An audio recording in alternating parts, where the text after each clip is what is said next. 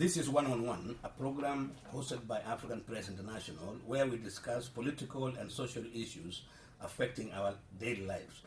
My guest today is Mr. Elvis Nwosu, originally from Nigeria, now living and politically active in Norway within the Labour Party led by the Prime Minister Stoltenberg. Welcome to the program, Elvis. Thank you very much. Active in Norwegian politics. But before you tell us about this, can you talk about your journey in life before you landed in politics in Norway? And why Norway? From Nigeria all the way to Norway.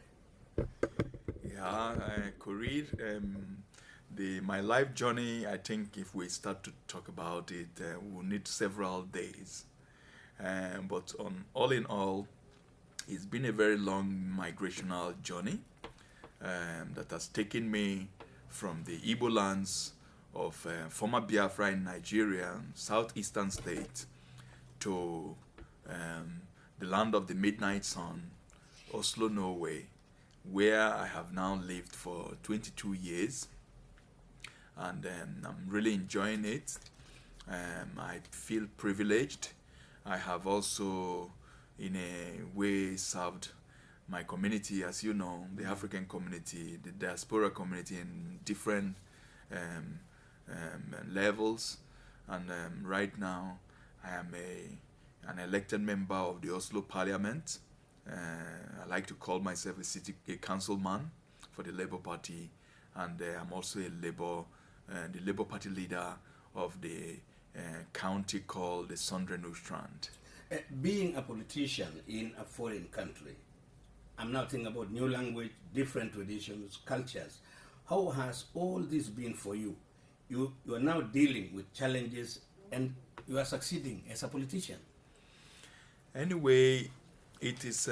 I think it is about trying to take care of where you live and trying to actually work for meaningful participation. We now live in a global world where everything are interwoven. The global migration is a part of our everyday life, and most of us have chosen different part of the world as our new home, and we feel that it's important that one makes meaningful contribution and take part in the democratic decision making. Norway has many immigrants now, compared to the 80s and the 90s. What role do you play in politics in this country, and what encouragement do you give them, as a leader, so that they may actively participate in day-to-day politics and also in the general elections, so that they can have a voice? Norway is a very organized society where the issue of consensus building is one of the cornerstones of the society. It is a very democratic society where if you want to be heard, you have to take part in democratic processes. And the people of migrant backgrounds do a lot to contribute to the Norwegian society. We represent a very central part of the Norwegian workforce, and we represent a part of a very strong aspect that holds up the qualities of the welfare society. So it will be a lack of. It will be actually very unfortunate if we do not participate and influence the political decisions that are made that affects our well-being, our children's well-being, and Norwegians, the country as a whole. Let us talk about the coming elections in September, particularly this year, the parliamentary elections. You are now Oslo City elected council, I believe. Are you coming higher, or rather planning to get a seat in parliament, permanent seat? Oslo City Council is a parliament of Oslo.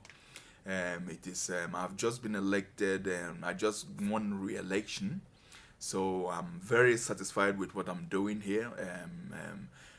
Oslo have the citizens of Oslo. 30% of them have migrant backgrounds. It is a city of diversity that I feel right now deserves my participation.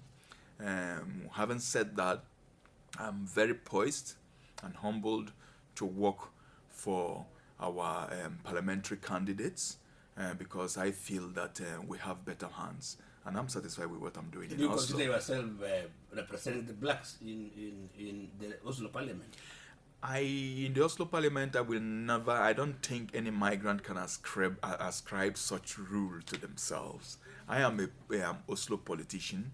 I am concerned with Oslo politics, no matter which group that takes care of me.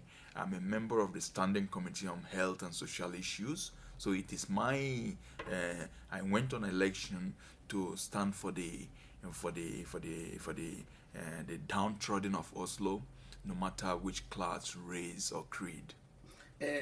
Oslo City, the city you are part of in ensuring it succeeds in development, as you say, is full of beggars from Romania, the Roma folk, they call it. What is your stand on this? Having the city as haven of beggars roaming around, and when they do not get what they need, they resort to organized crime. I think we have to be very careful so that we do not stigmatize a group. I would like to look at the issue of begging from that context of begging. I do not believe or think that allowing people, foreign citizens, access to the streets of Norway to beg rampantly will eliminate poverty.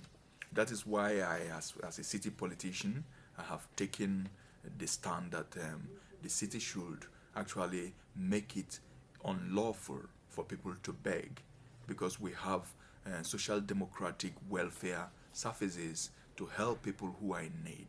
I do not think reducing our fellow human being as beggars in a city where we have been able to make poverty history is a permanent and sustainable solution. So you don't allow begging? I have actually moved for that in the Oslo Parliament. Now, then if you have done that, what then will happen to these people? Because they cannot speak the language, they cannot work when they come. Now it's summertime, there are so many coming in, sitting all over the streets of Oslo. I think it is very important that we recognize the international jurisdictions that gives people access to come to Norway. I think Norway have one of the most liberal working immigrational policies, which says that if you're from one of the Schengen countries, you can come to Norway, look for a job, get a job, and be able to take care of yourself. We cannot, as a city, accept other foreign countries to export their poor citizens to us, because the issue of the begging situation in Oslo, it is an issue that has been caused by political decisions in other European countries. I am glad. This next question makes me glad because I am talking to a politician, experienced man, originally from Nigeria. I am, being an African, I'm also touched by this question. I'm thinking about the prostitution.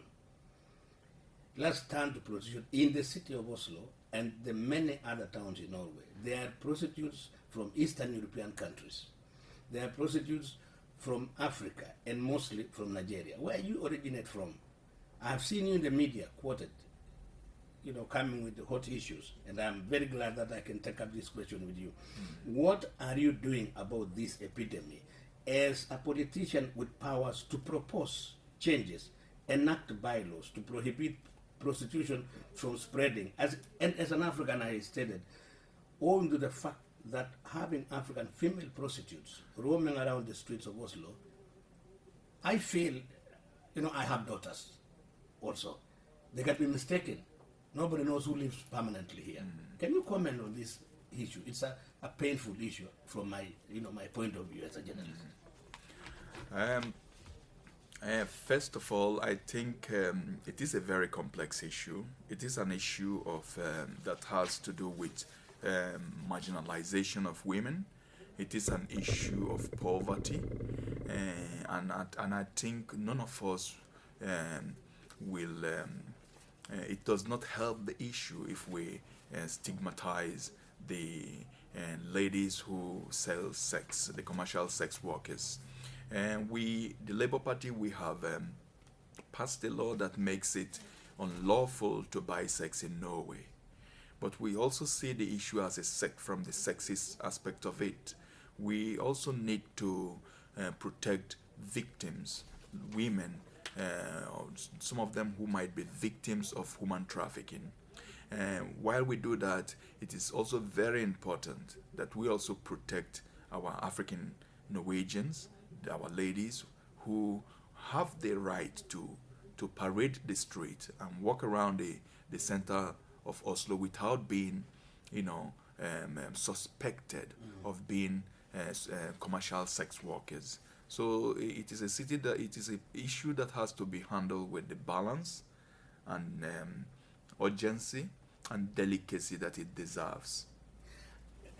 Responsibility. Politicians, they have a lot of responsibilities.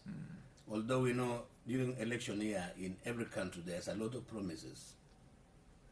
After being elected, you don't see those leaders. The electorate expect you and other politicians to deliver. What can you say you have done for the electorate, and especially the immigrants, the minority, the marginalized in this rich society? And we know there are poor people in, for example, in Oslo, the nearby areas, Asker, Bærum. What can you say about it? As a migrant politician, I will never forget where I come from. It is very important that my constituency can count on me to be a bridge builder and to take up issues that pertains their welfare. Recently, I just have a proposition in the Oslo House of Assembly, which is the Oslo Parliament, which is on to be debated soon. It is about the child welfare and the civic right and cultural competence, which is lacking. Most migrants are having problem with the child welfare institutions.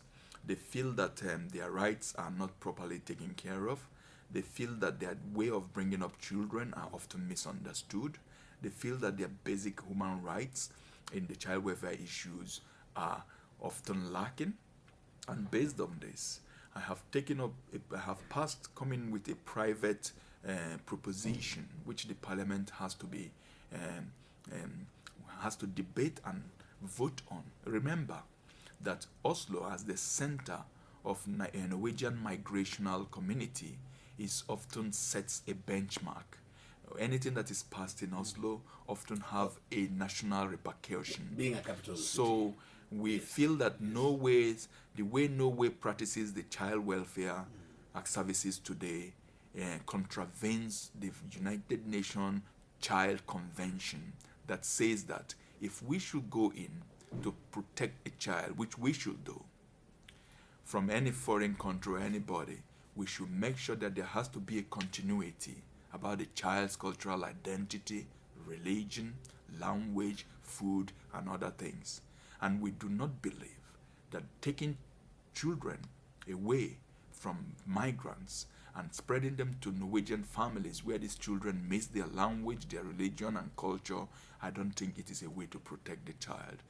And this is one of the flag issues I've been working on, dedicating on. This is an issue also that also concerns a lot of communities: the Russian community, the Polish community, the Indian community, the Somalian community, the Tamil Somali community, the African communities too. Now that you talk about identity, then let us turn to discrimination.